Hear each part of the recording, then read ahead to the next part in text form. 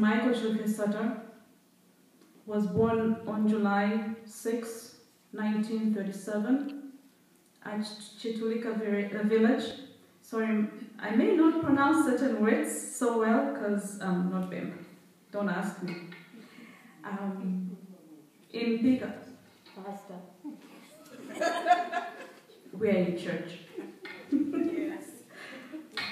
He was born at Chitulika village in Pika in Muchinga province of Zambia to Langford Muvanga Sata and Harrientina Wokali Kabuswe, both of the Bisa tribe.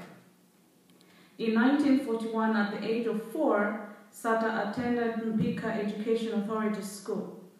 Sata was at the aforementioned school from 1941 to 1947, which means he attended Sub A to Standard 5. I am not that ancient. I think Pastor Namwinga would really explain that.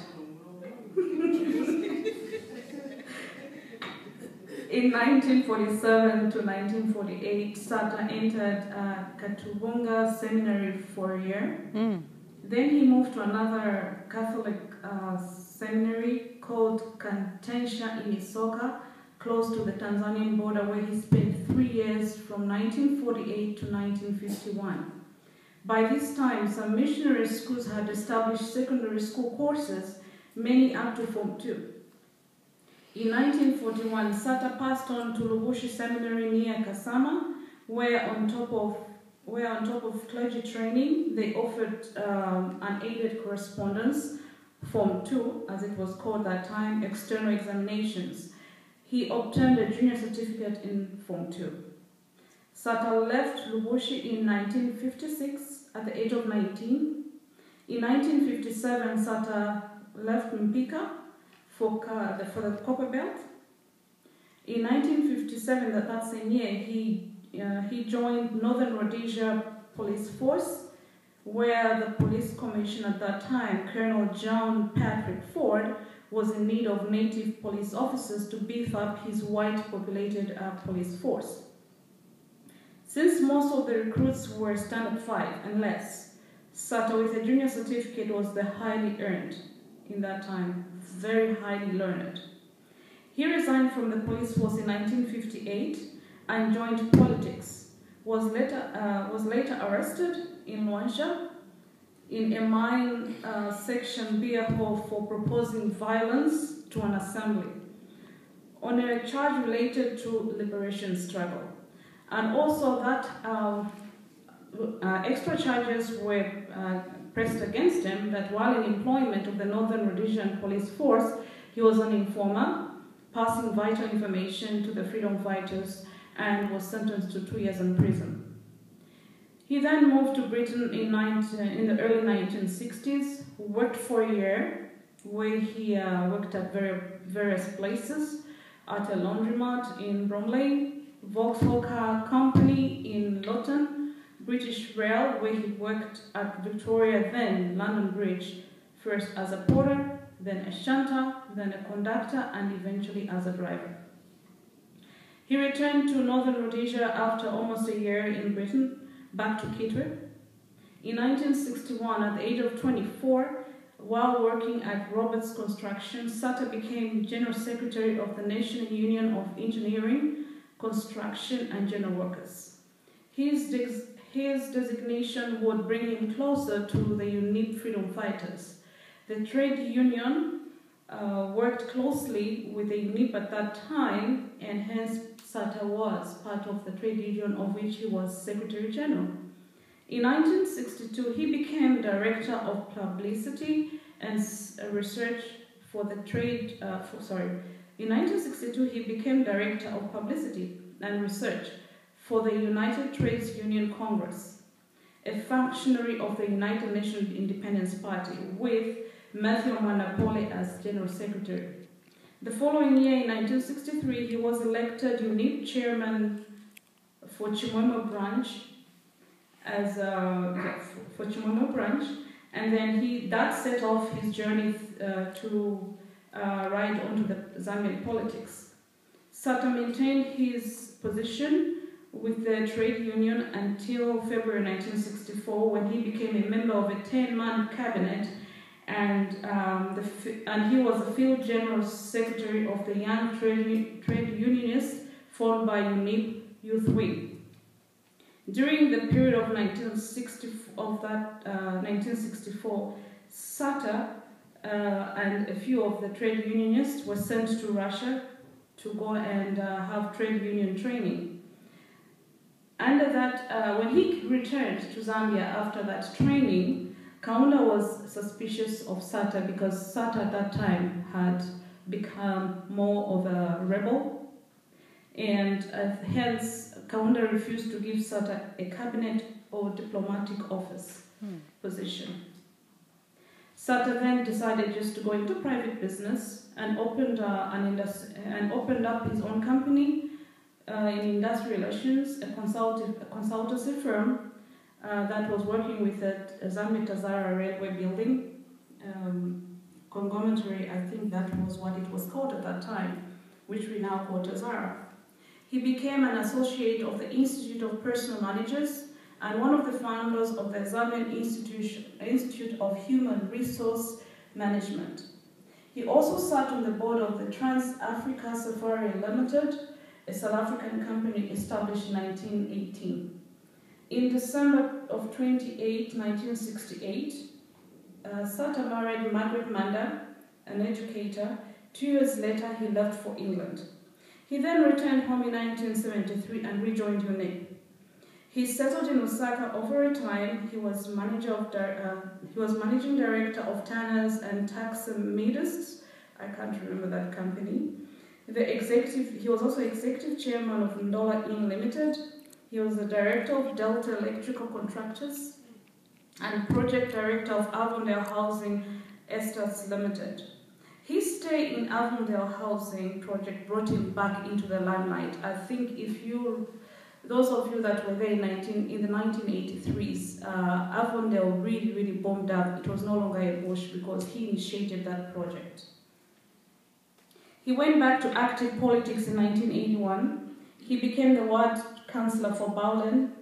In 1985, Sata became governor of Lusaka, city of Lusaka. It was at Lusaka Urban District Council that he was called an authoritarian. He had traits that had become part of his brilliant political tactics.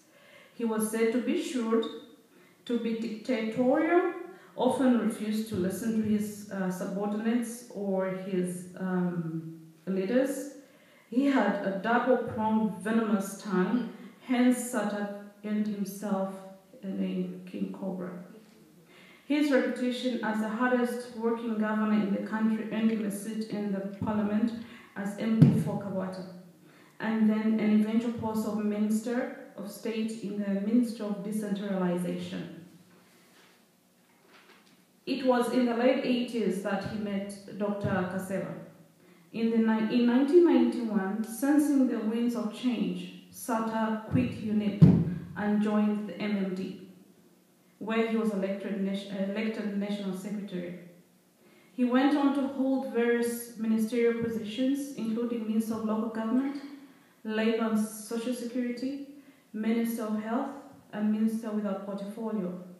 Sata's presidential ambitions became even more apparent in 2001, when Chiluba attempted to alter the constitution to go for a third term. In 2001, Sata resigned from MMD and formed PF, the Patriotic Front, and was elected Zambia's 5th president in the polls of 2011 on September 23rd, 2011.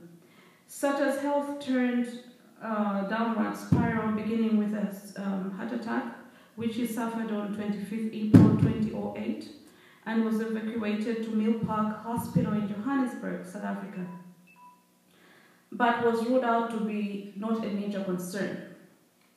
Unfortunately, his final battle began on October 19th of this year, when he left the country for Great Britain for medical attention and lost his fight on October 28th, 2014.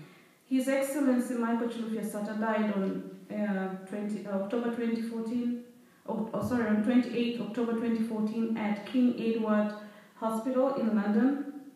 By his bedside was his wife, Mrs. Christian Sata, his son, Namwinga Sata. Sata was always seen as a cannonball. It is only fair to call this 77-year-old father of 8 a tenacious political virtuoso who up to this day, as he lays in state, turns heads questionably as he was a force to reckon with. Reactions from international and people at home. Domestic reactions came from his predecessor, Rupiah Banda, who said, Sata was more than a public servant. He was a passionate competitor, a man of conviction, and a man who had his determination. He was also a loving son, a husband, a father, and to Rupiah Banda, despite everything they went through, he was a friend. Above all, he was a Zambian in body, soul, and spirit. We have gone through this morning before in this country. Those are Rupiah's words. And we made it to the other side because we are united. Let this time be that we set aside the ideas that separate us and embrace the humility, the dignity that unites us as a country and that also defines us as a people, as per Rupiah Banda. KK Kenneth Kaunda, Zambia's first president, says, "We are devastated because he was a very hard-working young man and committed young leader. He was extremely passionate about everything and anything he had and wanted to achieve." From across the world, international reactions come from, amongst others, the South African government, who issued a statement. President Sata belonged to a generation of leaders that produced by Zambia during colonial times, gallantly pursued anti-colonial struggle. His death reminds the people of Zambia immeasurable sacrifice and the sterling leadership role that Zambia plays in riddling the African continent of the yoke of colonial denomination and apartheid rule. Kenyan President Uhuru Kenyatta hailed Sata as an outstanding son of Africa and added, he was a gift. He was gifted with unique and measurable abilities and with strong values. Former colonial power Britain's Foreign Office Secretary Philip Hammond says, Sata played a commanding role in the public life of his country over 3 decades, and finally as a president. Right now, where Sata is, he must be looking down. I will quote 2 Timothy verse 4, chapter 7. He fought a good fight. He finished his race. And above all, he kept his faith. That's why, without faith, he started his political life from UNIP in the late 50s to 91, MMD 91 to 201, PF 201 to 2014. May his soul rest in peace.